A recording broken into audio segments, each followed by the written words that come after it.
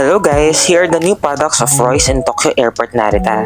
Let's start with this potato chip Uji Matcha and Sancho worth 1,250 yen or 480 pesos. Next is pistachio crunch chocolate.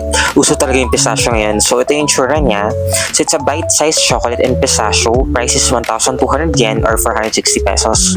The other one is also a pistachio and chocolate but bar type siya, worth 1,800 yen or 690 pesos.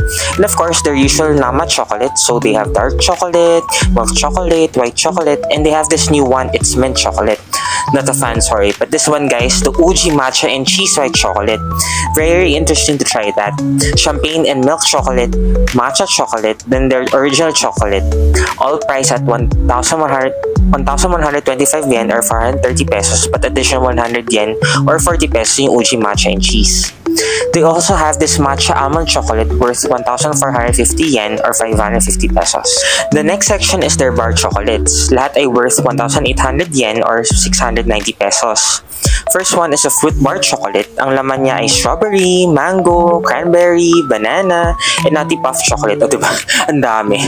Matcha bar chocolate sila, and lastly their bestseller, nutty bar chocolate with almond, pecan, cashew, and macadamia nut. So, gumawa ko ng graph. Wow! Average mo dito around 500 per chocolate. But if you compare the price in the Philippines, mas mura pa rin sa Japan. Almost half the price nga eh. And iba dito hindi nabibili sa Pinas. So, buy na. Thank you for watching. Don't forget to like and subscribe. Next video will be the taste test of the ones I bought. Bye-bye! Hello guys, here are the new products of Royce in Tokyo Airport, Narita.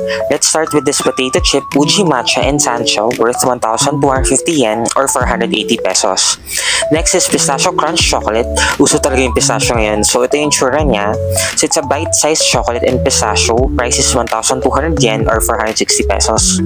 The other one is also a pistachio and chocolate but bar type siya, worth 1,800 yen or 690 pesos.